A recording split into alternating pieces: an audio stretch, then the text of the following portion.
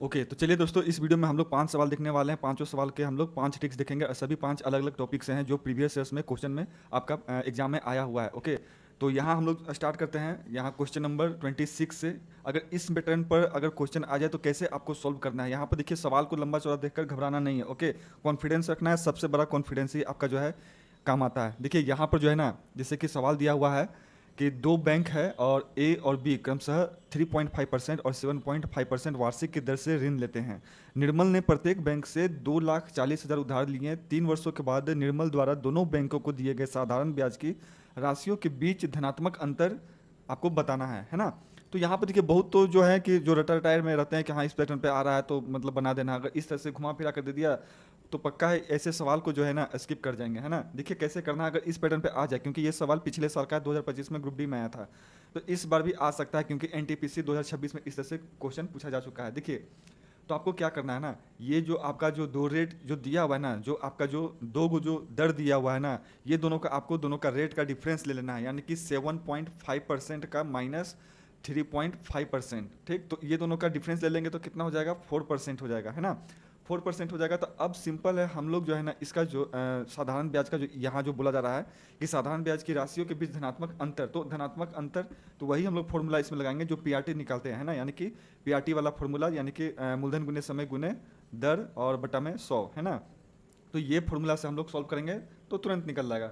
तो देखिए यहाँ पर जो है ना मूलधन यहाँ पर हम लोग दिया हुआ है यहाँ पर 2,40,000, है ना। 2,40,000 दिया हुआ है, ठीक है। और यहाँ पर ये निकल कर आ गया, दर हो गया 4 और इंटू 3 साल का यहाँ पर देखिए बोल रहा है ना, 3 साल के बाद। तो 3 साल यहाँ पे हम लोग कर देंगे, समय हो गया।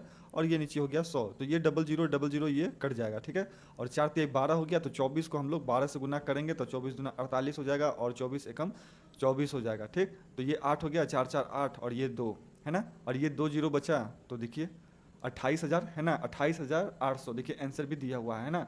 तो इस तरह से आपको ट्रिक अपनाना है। क्वेश्चन को देखकर डरना नहीं है, भागना नहीं है, तो कॉन्फिडेंस रखना है। कॉन्फिडेंस बहुत काम आता है ना। अगर ये ट्रिक मेरा पसंद आया तो इसके लिए एक लाइक जरूर बनता है दोस्तों, है ना। और इसके लिए एक सब्सक्राइब जरूर करके जाइएगा क्योंकि सब्सक्राइब बटन जो है फ्री है ना।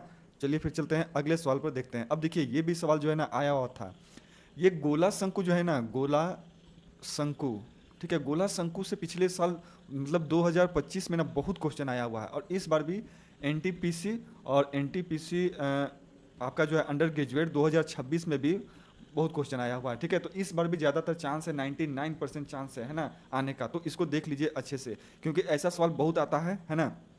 देखिए ये जो सवाल है ना आपका गोले को पिघलाकर वाला सवाल है। सवाल में देखिए क्या बोल रहा है ना कि 10.5 सेंटीमीटर त्रिज्या वाले एक ठोस धातु के गोले को पिघलाकर प्रत्येक 1.5 सेंटीमीटर त्रिज्या वाले छोटे गोले बनाए जाते हैं। यदि मूल गोले का पृष्ठीय क्षेत्रफल s है तो सभी छोटी गेंदों का संयुक्त संपूर्ण पृष्ठीय क्षेत्रफल कितना होगा, यहाँ पर ये बताना है। ओके, तो देखिए यहाँ पर बस ज़्यादा दिमाग नहीं लगाना। ये जो यहाँ पर दिया हुआ है ना, यहाँ पर देखिए कि 1.5 सेंटीमीटर त्रिज्या, तो ये यानी कि हो गया आपका छोटा आर हो जाएगा और ये हो जाएगा यानी कि बड़ा आर इजकल टू जो त्रिज्या दिया हुआ है 10.5 सेंटीमीटर हो जाएगा और छोटा आर है ना ये हो जाएगा 1.5 सेंटीमीटर।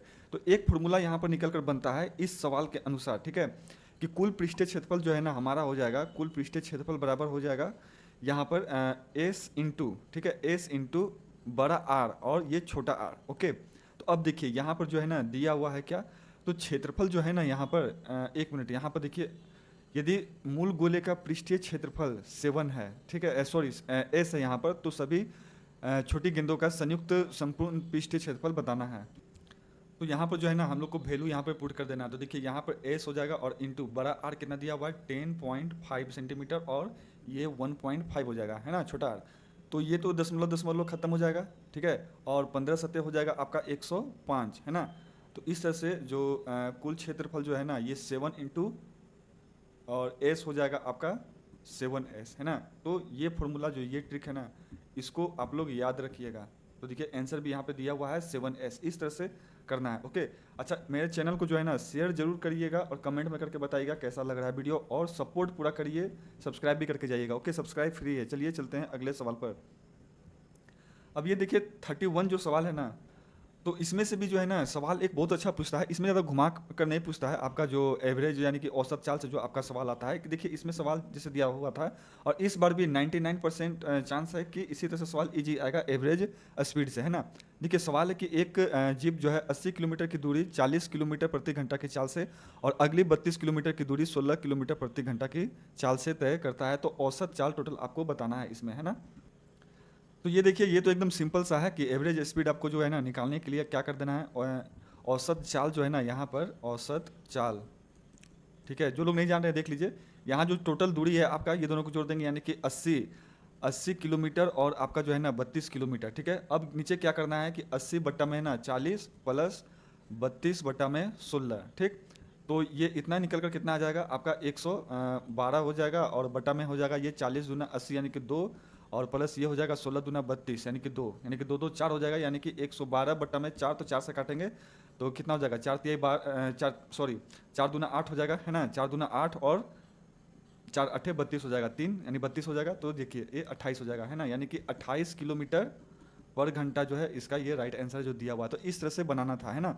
चलिए फिर चलते हैं अगले सवाल पर। देखिए मीनार से भी जो है ना सवाल जो आपका जो हाइट डिस्टेंस से कहा जाए ऊंचाई और दूरी से, तो हाइट डिस्टेंस से भी जो है ना सवाल आपका आ ही जा रहा है ना। एक एक सवाल जरूर पूछ रहा है और इस बार भी चांस है कि पूछेगा। तो देखिए 32 नंबर में जो पिछले साल 2025 में पूछा था कि एक मीनार है, जैसे कि ये एक मीनार है, बहुत सिंपल आता है ना, देख लीजिए अच्छे से। बस आपको जो है ना साइन थीटा, कॉस थीटा और टेन थीटा का जो वैल्यू होता है ना आपका 0 डिग्री से लेकर 90 डिग्री, बस वो सभी आपको वैल्यू आपको अच्छे से याद रखना है, ठीक है। तो आसान से बन जाता है। अब देखिए कैसे करना है कि एक मीनार के आधार से, जैसे कि ये मान लीजिए ये मीनार है ना, तो इसके आधार से 20 मीटर दूर एक बिंदु, तो 20 मीटर दूर एक बिंदु जैसे यहाँ पे है, तो 20 मीटर ये दूर हो गया। तो मीनार के शीर्ष से यानी कि इसको ये छूता है और 30 डिग्री का ये बनाता है कोण। तो मीनार की ऊंचाई ज्ञात करना है। तो ये एच हो गया, ये मीनार है ना, जैसे कि हम लोग इसको नाम दे देते हैं ए बी और सी, ठीक। तो यहाँ पर जो बोल रहा है ना √3 का जो वैल्यू आएगा, √3 का वैल्यू आएगा, तो यहाँ पर हम लोग को 2 लेकर चलना है, ठीक है, 2 लेकर चलना है, √3 = 2 लेकर चलना है वैल्यू को, ओके। तो देखिए लंब बटा आधार है ना, लंब बटा में आधार लेंगे तो 30 डिग्री बराबर क्या होता है 1/√3। तो 1/√3 तो क्या हो जाएगा, यहाँ पर ए बी का वैल्यू है h, यानी कि लंब का आधार है, लंब का वैल्यू h है और आधार का 20 है, ठीक है। तो यहाँ से h हम लोग निकालेंगे तो क्या हो जाएगा, तो यहाँ पर √3 = बोला है कि हमें 2 लेना है ना। तो h = वैल्यू निकालेंगे तो क्या हो जाएगा 20 बट्टा में √3 कहो या बट्टा में 2 कहो, तो 2 से काटेंगे तो 10 नहीं हो जाएगा। तो देखो यहाँ पे 10 मीटर आंसर दिया भी हुआ है। तो इस तरह से करना था, इजी आता है। हाइट डिस्टेंस में जो है ना सवाल आपका इजी आता है। अब देखिए ये सवाल जो है ना, ये सवाल बहुत अच्छा है, परसेंटेज चैप्टर से आपका आया हुआ है। तो कैसे करना है इसको देखिए, सवाल तो बहुत लंबा दिया हुआ है, तुरंत स्टूडेंट देखेंगे तो इसको जो है ना स्किप कर देंगे, है ना। पर देखेंगे तो पढ़ना जरूर चाहिए। सवाल देखिए बहुत अच्छा दिया, एकदम तुरंत बन जाएगा कि 2 उम्मीदवार हैं, 2 उम्मीदवार के बीच हुए एक चुनाव में कुल मतदाताओं में से 80% जो है ना मतदाताओं ने अपने मत डाले। कुल मत डाले गए मतों में से 10% अवैध घोषित कर दिए गए यदि उम्मीदवार ए को वैध मतों में से 70% मत और उम्मीदवार बी को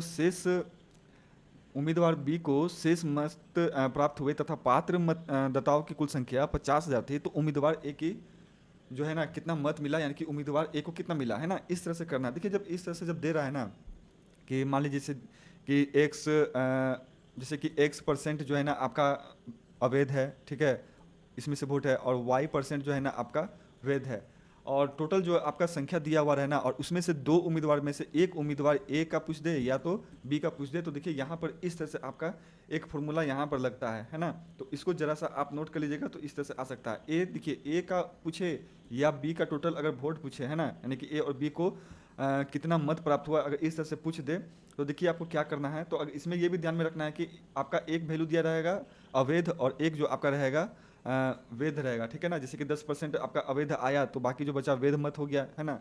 तो इस तरह से जैसे कि इस सवाल में है, तो आपको क्या करना है कि कुल मतदाताओं की संख्या, है ना, कुल मतदाताओं की संख्या, और आपको क्या करना है जितना भी परसेंट दिया हुआ है यानी कि 80% इंटू में आपको क्या करना है 10%, ठीक है, और इंटू में आपको क्या करना है 70%, ओके। सॉरी यहाँ पर देखिए यहाँ पर जो है ना 90 होगा, ठीक है। तो देखिए यहाँ पर टोटल तो आपका जो यहाँ पर जो दिया हुआ है ना आपका संख्या दिया हुआ है 50,000, तो 50,000 लिख देंगे और यहाँ पर जो है ना 80%, ठीक है 80% हो जाएगा, यानी कि 80%, यानी कि इसको हम लोग ऐसे भी लिख सकते हैं 0.8 लिख सकते हैं, है ना। और इंटू में 90%, ये 90% है, ठीक है सभी परसेंट में है यहाँ पर, है ना। तो इसको हम लोग सॉल्व करेंगे तो इसको हम लोग 0.9 में और इंटू में 0.7 लेंगे, ओके। तो इस तरह से हम लोग 8 9 72 गुना करते हैं, पॉइंट को पहले गुना कर लेते हैं परसेंट वाला को, तो 8 9 72 हो जाता है। और 72 को हम लोग गुना करते हैं 7 से, तो देखिए 7 दूना 14, 7 7 49, 49 1 50 हो जाता है, यानी कि 504।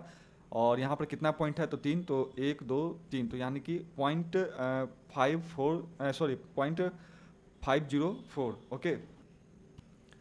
तो यानी कि यहाँ पर जो है ना 50,000 जो दिया हुआ है ना, इसका जब आप सॉल्व करोगे ना 0.04%, तो आपका निकल कर आ जाएगा 25,200, ठीक है। ये आपका इस तरह से राइट आंसर निकल कर आ जाएगा, ओके।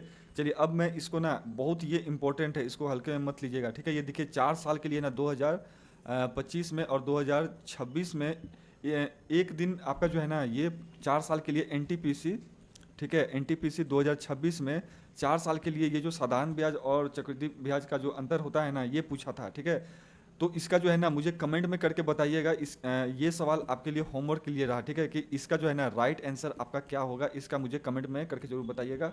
और चैनल को भी जो है ना सब्सक्राइब करके जाइएगा और शेयर भी करिएगा। अगर इसका आंसर अगर आपको नहीं जानते हैं या ऐसे क्वेश्चन को आप स्किप कर देते हैं, तो कमेंट में करके बोलिएगा कि भाई इसका जो है ना आप मुझे ट्रिक बता दो, ठीक है। क्वेश्चन नंबर ये आप सीधा कमेंट करिएगा कि CI और SI का जो डिफरेंस वाला सवाल था उसका आप ट्रिक बता दो, तो मैं आपको ट्रिक बता दूंगा, या तो कमेंट में भी आपको मैं लिख दे दूंगा, ठीक है। 3 साल का, 2 साल का भी आता है और 4 साल का भी, ठीक है, सभी का मैं बता दूंगा। तो कोशिश जरूर करिएगा, इससे आपको हिम्मत मिलेगा, पॉजिटिविटी मिलेगा, ओके। तो चलिए फिर चलते हैं, नेक्स्ट वीडियो मिलते हैं नेक्स्ट टॉपिक के साथ, तब तक के लिए बाय।